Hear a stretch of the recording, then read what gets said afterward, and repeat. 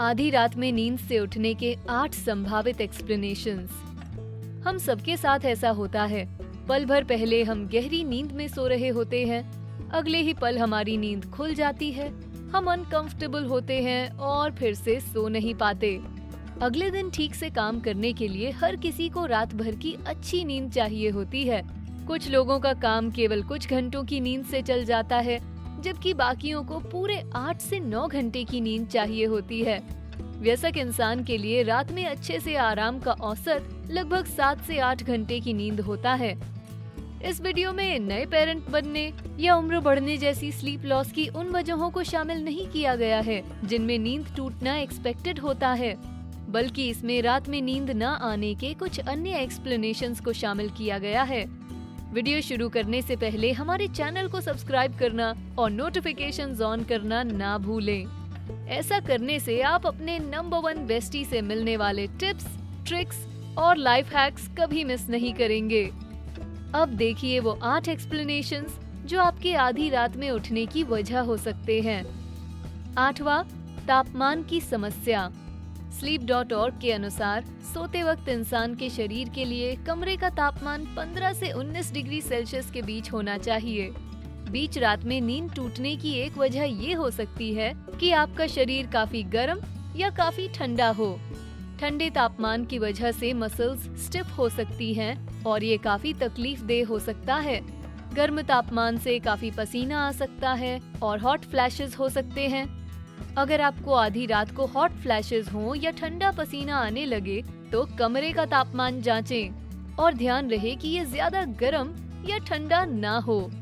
अगर तापमान की समस्या सुलझाने के बाद भी गर्म या ठंडा पसीना आ रहा हो तो ये कोई हेल्थ इश्यू हो सकता है जो आपको रात को सोने से रोक रहा हो। 7वां, नॉक्टूरिया। इंटरनेशनल कॉन्टिनेंस सोसाइटी के अनुसार नॉक्टूरिया वो कंडीशन होती है जिसमें रात में बार बार उठकर यूरिनेशन के लिए जाना पड़ता है। इसकी 2 वजहें हो सकती हैं, हार्मोनल इम्बैलेंस या ब्लैडर प्रॉब्लम।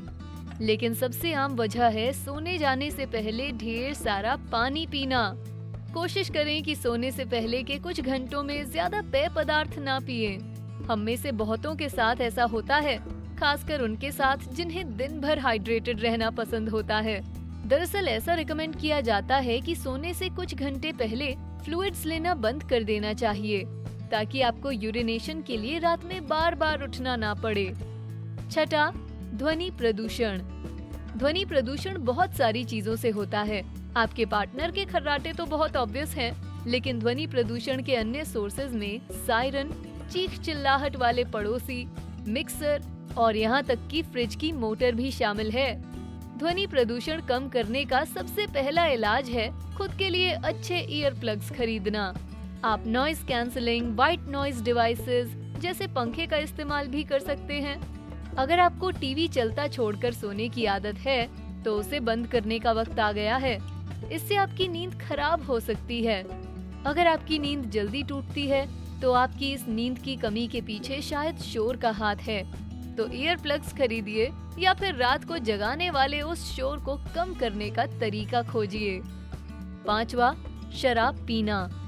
ऐसा कहते हैं कि सोने से पहले शराब पीने से अच्छी नींद आती है, लेकिन मॉडर्न साइंस ने साबित किया है कि ये बिल्कुल भी सच नहीं।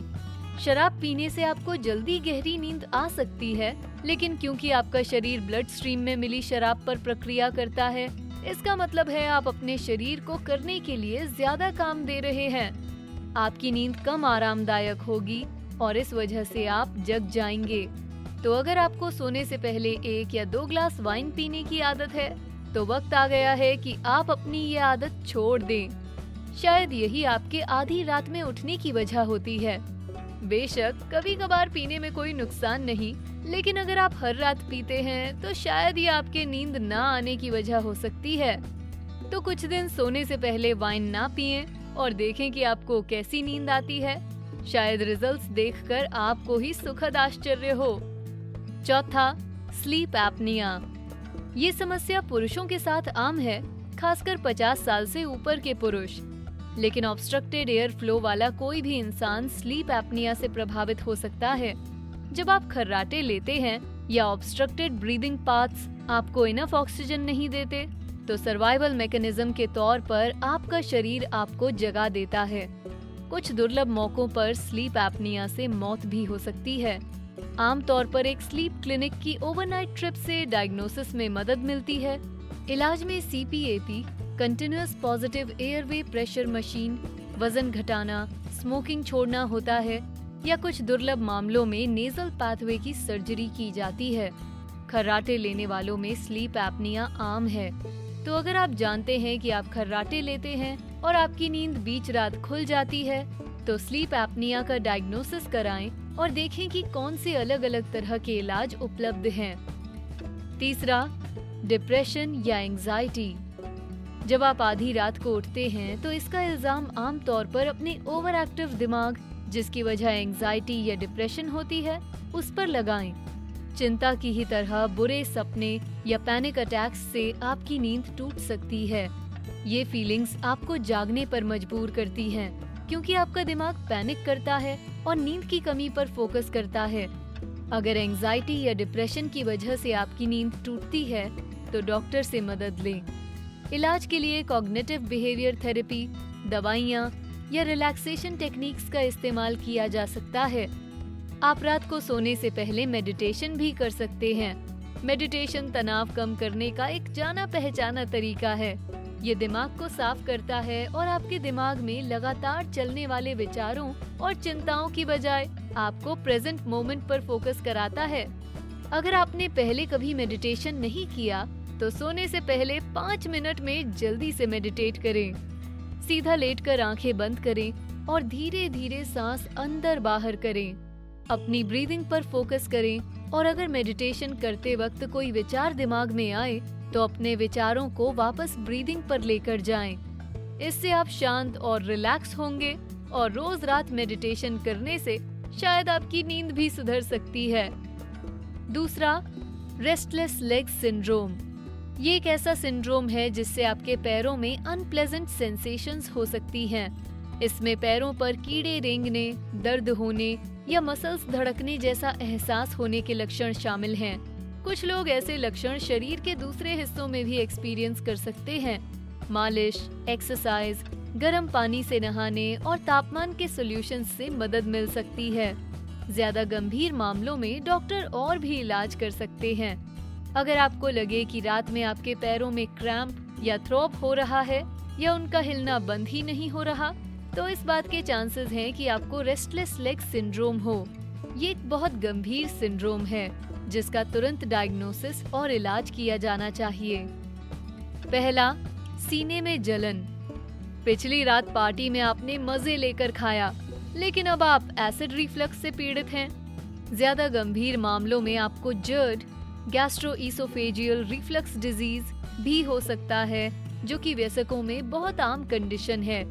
इस समस्या को टालने के लिए सोने से पहले भारी खाना ना खाएं, एसिडिक ड्रिंक्स जैसे सोडा, कॉफी या संतरे का जूस और शराब ना पिएं।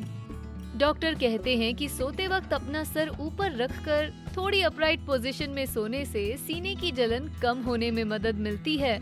अगर आपको सोते वक्त सीने में जलन होती है, तो अपनी डाइट बदलने की कोशिश करें और ऐसे फूड्स ना खाएं जिनसे सीने में जलन हो। ऐसा करने से शायद आपको लक्षणों से छुटकारा मिले और आपकी नींद की क्वालिटी सुधरे। अब आप जान गए हैं कि आधी रात में उठने के संभावित एक्सप्लेनेशंस क्या हैं, तो अब पेश है वो नंबर 1 बात जो डॉक्टर्स रिकमेंड करते हैं और एक अच्छी नींद सोने के लिए सबको वो करनी चाहिए। क्या आप गेस कर सकते हैं कि वो कौन सी बात है? सोने जाने से पहले सारी इलेक्ट्रॉनिक डिवाइसेस बंद कर दें। इस बात के लिए तो हम सब गिल्टी होते हैं। नेशनल स्लीप फाउंडेशन के अनुसार सोने से पहले इलेक्ट्रॉनिक डिवाइसेस का इस्तेमाल हमारी अंदरूनी घड़ी यानी सर्केडियन रिदम को डिले कर देता है। इससे स्लीप इंड्यूसिंग हार्मोन यानी मेलेटोनिन के रिलीज में भी देरी होती है, जिससे सोना मुश्किल हो जाता है। डॉक्टर्स कहते हैं कि सोने से 2 घंटे पहले इलेक्ट्रॉनिक्स का इस्तेमाल बंद कर देना चाहिए। अगर आप ऐसा ना कर पाएं, तो सोने से कम 1 घंटा या 30 मिनट पहले अपने इलेक्ट्रॉनिक्स को बंद कर दें। क्या आपको भी सोने में मुश्किल होती है? रात की अच्छी नींद के लिए आपको कौन सी टिप्स और ट्रिक्स की मदद लेते हैं, हमें नीचे कमेंट सेक्शन में बताएं। वीडियो पसंद आया तो लाइक बटन दबाएं और ऐसे ही और वीडियोस के लिए हमारे चैनल को सब्सक्राइब करें। Thanks for watching.